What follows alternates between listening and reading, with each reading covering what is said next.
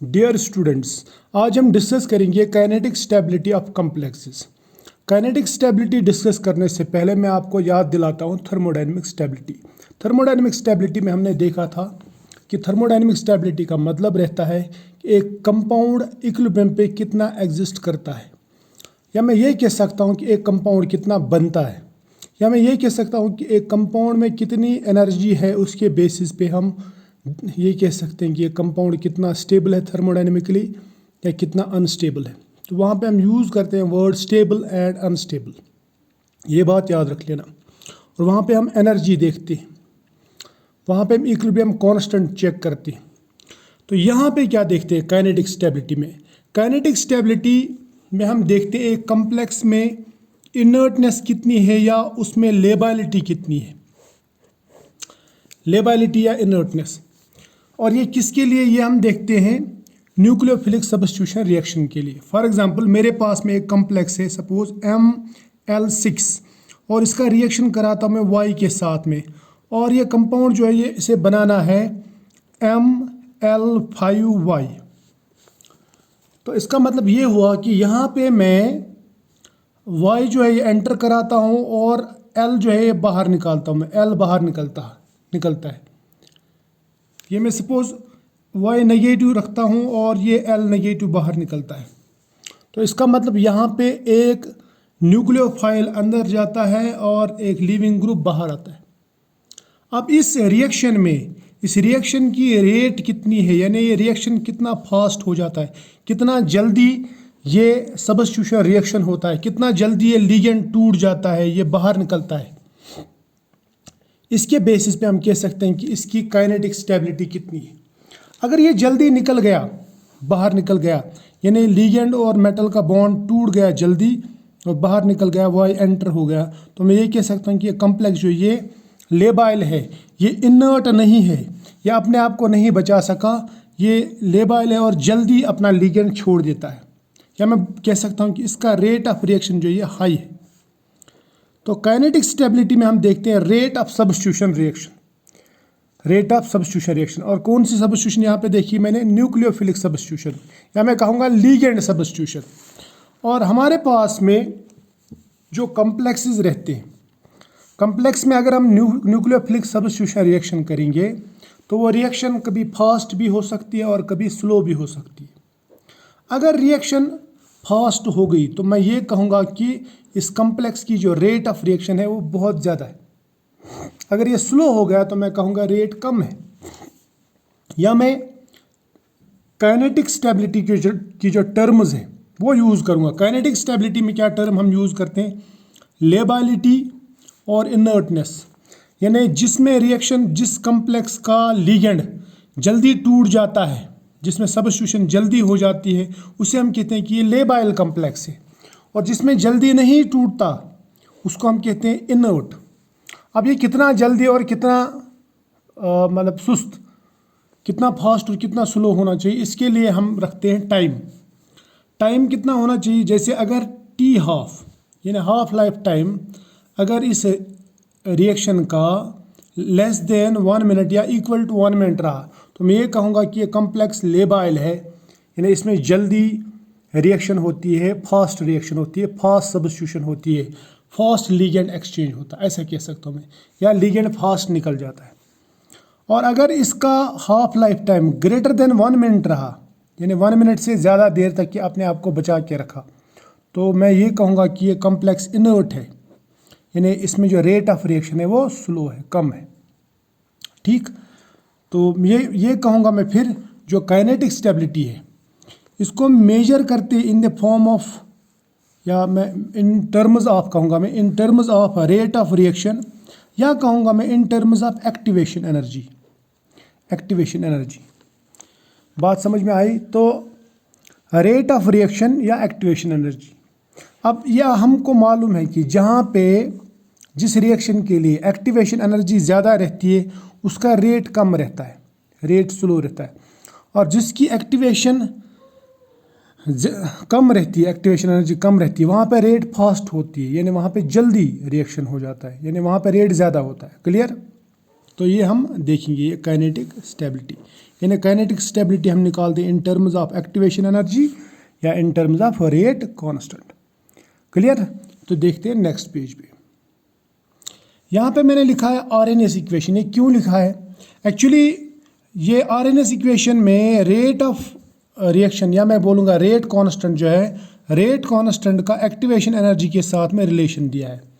तो हम इजीली यहाँ पे इनको रिलेट कर सकते हैं। ठीक है, एक रिलेशन है between activation energy and rate constant. ठीक, अब इस इक्वेशन को हम कहते हैं आरएनएस इक्वेशन। तो इसका मतलब अगर हमें काइनेटिक स्टेबिलिटी निकालनी है तो हम अगर ये निकालेंगे तो ये पता चल जा सकता है हमें, ये नहीं पता चल सकता हमें। और अगर ये हम निकाल सकते हैं एक्टिवेशन एनर्जी तो उसका रेट कांस्टेंट भी मिल जाएगा। ठीक है, के है रेट कांस्टेंट, ई क्या है यहाँ पे एक्टिवेशन एनर्जी, जबकि आर जो है यहाँ पे ये डिवाइड बाय आर टी है, ई ए डिवाइड बाय आर टी। तो आर जो ये गैस कांस्टेंट है, टी इज़ एब्सोल्यूट टेम्परेचर। ठीक है, टेम्परेचर इन केल्विन में बोल सकता हूँ। और ए जो है ये एक कांस्टेंट है, कांस्टेंट। इसे हम कहते हैं आरएनएस कांस्टेंट भी, या इसे हम फ्रीक्वेंसी फैक्टर कहते हैं, या हम इसको कहते हैं प्री एक्सपोनेंशियल कोफिशिएंट। यानी ए जो है ना, ए, इसको हम RNS constant, pre exponential coefficient या प्री एक्सपोनेंशियल फैक्टर, या कहते हैं इसको फ्रीक्वेंसी फैक्टर। बात समझ में आई? शाबाश। या हम कह सकते हैं इसको फ्रीक्वेंसी फैक्टर। अब इस फ्रीक्वेंसी फैक्टर का यूनिट क्या है, यानी ये एक्चुअल में है क्या, ये देखेंगे। देखो, एक्टिवेशन एनर्जी का जो यूनिट रहता है वो रहता है किलो जूल्स पर मोल। अब आर का जो यूनिट है आप ऐसा निकाल सकते हैं, P V is equal to R T लिखते हैं ना आप, P V is equal to N R T, ideal gas equation. तो आर आप यहाँ से निकाल सकते हैं P V divide by N T निकाल सकते हैं। ठीक है, ये प्रेशर वॉल्यूम वर्क, इसको आप ले लो किलो जूल्स, ये पर मोल पर केल्विन। ठीक, तो इसका मतलब आर का जो यूनिट आएगा वो भी आएगा किलो जूल्स पर मोल पर केल्विन। ठीक है, पर मोल पर केल्विन, राइट। तो उसके बाद में बचता है टी। ये टी जो है ये इस किलो जूल के साथ में मल्टीपल हो जाएगा। टी का मतलब टी का जो यूनिट है टेम्परेचर का वो है केल्विन। ठीक, अब ये केल्विन इन्वर्स है और ये केल्विन है, kelvin kelvin cut, kilo joule cut, और यहाँ पे पर मोल कट। तो यहाँ पे क्या बचता है? अब यहाँ पे बचता है ए, मतलब ए का यूनिट अगर हमें निकालना है तो ये जो है ना ये पूरा ये यूनिट लेस है, ये मैं बोल सकता हूँ इट इज़ यूनिट लेस, इसका कोई यूनिट नहीं, यूनिट लेस। अब ए का यूनिट अगर हमें निकालना हो, ए के अपोजिट में यहाँ पे बचता है के, तो इसका मतलब ए का जो यूनिट आएगा वो के की जैसा आएगा, के की यूनिट की जैसा, यानी पर यूनिट टाइम।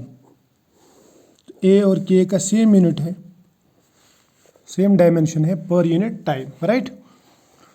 चलो अब हम आते हैं वापस इस पे रेट कांस्टेंट और एक्टिवेशन एनर्जी पे। देखो इस इक्वेशन के हिसाब से भी अगर आप देखोगे, अगर आप इसमें लॉग ले लोगे तो आपको आएगा ये यहाँ पे लॉग के log A minus log E A by R T. तो ये पता चल जाता है कि जब रेट कांस्टेंट ज़्यादा होता है तो एक्टिवेशन एनर्जी का वैल्यू जो है वो कम हो जाता है। ये एक्टिवेशन एनर्जी जब ज़्यादा हो जाए तो रेट कांस्टेंट कम हो जाता है, राइट। देयरफॉर जो रेट ऑफ सब्स्टिट्यूशन है, अगर रेट कांस्टेंट ज़्यादा हो गया यानी रेट ऑफ रिएक्शन ज़्यादा हो गई तो मैं बोलूँगा rate of substitution will be high, क्योंकि एक्टिवेशन एनर्जी कम है। अगर हम एक्टिवेशन एनर्जी कम रखते हैं तो जिसका रेट ऑफ रिएक्शन हाई होगा, या मैं बोलूँगा रेट ऑफ सब्स्टिट्यूशन जिस कम्प्लेक्स में ज़्यादा होगा, मैं बोलूँगा वो कम्प्लेक्स लेबाइल है, या मैं बोलूँगा उसकी लेबाइलिटी हाई है, यानी वो रिएक्टिव है, हाईली रिएक्टिव है। समझ में आया? शाबाश, क्लियर। या मैं बोल सकता हूँ ये काइनेटिकली लेस स्टेबल है। लेबाइल का मतलब रहता है काइनेटिकली लेस स्टेबल, और इनर्ट का मतलब रहता है काइनेटिकली मोर स्टेबल। क्लियर। अब अगर मैं आरएनएस इक्वेशन को इंटीग्रेटेड फॉर्म में भी लूँगा तब भी हमें कुछ इन्फॉर्मेशन मिल जाएगी। देखो इंटीग्रेट करेंगे तो इसका इंटीग्रेटेड फॉर्म हमें ये मिलता है, log K2 divide by K1 is equal to EA by 2.303 R into T2 minus T1 divide by T1 T2। These are two different temperatures. Temperature 2 पे जो रेट कांस्टेंट आता है वो आता है K2, और टेम्परेचर 1 पे जो रेट कांस्टेंट आता है वो आता है K1। समझ में आया ना। तो these are two rate constants, इनका रेशो है इसके बराबर एक्टिवेशन एनर्जी डिवाइड बाई 2.303 और ये दो डिफरेंट टेम्परेचर्स। तो ये भी आरएनएस इक्वेशन है, इससे भी हमें इंफॉर्मेशन मिल सकती है। हम कंपेयर कर सकते हैं कि कौन सा कम्प्लेक्स ज़्यादा लेबाइल है और कौन सा कम लेबाइल है, या मैं बोल सकता हूँ कौन सा ज़्यादा इनर्ट है और कौन सा कम इनर्ट है, ये भी कह सकते हैं हम, ठीक है, अगर हमें ये पता चल जाए। या हम ये कह सकते हैं कि एक कम्प्लेक्स कौन से टेम्परेचर पे ज़्यादा लेबाइल और कौन से टेम्परेचर पे कम लेबाइल है, इस इक्वेशन की मदद से, ठीक है। अब इस इक्वेशन के बदले में और एक इक्वेशन भी हमारे पास में, और ये इक्वेशन है वांट ऑफ इक्वेशन। ये इक्वेशन वांट ऑफ इक्वेशन भी इसी तरह है जिस तरह से आरएनएस इक्वेशन इंटीग्रेटेड फॉर्म, लेकिन फ़र्क कितना है देखो। वांट ऑफ इक्वेशन में हम लेते हैं log K2/K1 is equal to delta H। वहाँ पे हमने एक्टिवेशन एनर्जी ली और यहाँ पे हमने डेल्टा H, या वैसे हम कह सकते हैं एंथैल्पी ऑफ एक्टिवेशन भी कह सकते हैं इसे, डेल्टा H डिवाइड बाई 2.303 और T2 माइनस T1। यानी अगर हमें ये भी निकालना हो तो ये निकाल सकते हैं यहाँ से, इस इक्वेशन से एंथैल्पी चेंज भी निकाल सकते हैं, ठीक है, enthalpy of activation change, right. और ये जो है K1 K2 these are two different rate constants at two different temperatures, right. और एक इक्वेशन है जो इसी के जैसा है, जिसे हम कहते हैं क्लैसियस-क्लैपेरॉन इक्वेशन। वहाँ पे आपको रेट कॉन्स्टेंट्स के बदले में प्रेशर और टेम्परेचर का रिलेशन मिलेगा। सेम इसी तरह है इक्वेशन, इसकी कॉपी है, लेकिन यहाँ पे रेट कांस्टेंट के बदले में अगर हमने प्रेशर लिया तो ये बन जाता है क्लैसियस-क्लैपेरॉन इक्वेशन। तो इससे आपको एक ये फ़ायदा भी होगा कि आपको ये तीनों इक्वेशंस में से जो कन्फ्यूजन है वो भी दूर हो जाएगा और इक्वेशंस भी याद हो जाएंगी। और P1 एंड P2 क्या है, these are two pressures at two different temperatures, ठीक है। अब नटशेल में हमें क्या समझ में आया, हमें समझ में आया जो स्टेबिलिटी है, स्टेबिलिटी हमारे पास में दो तरह की रहती है, एक रहती है थर्मोडायनेमिक स्टेबिलिटी और दूसरा रहता है काइनेटिक स्टेबिलिटी। काइनेटिक स्टेबिलिटी हम यहाँ पे रेट ऑफ रिएक्शन देखते हैं, यानी रेट कितनी है, कितनी रिएक्शन फास्ट हो रही है, या सब्स्टिट्यूशन रिएक्शन कितनी होती है इस कम्प्लेक्स में।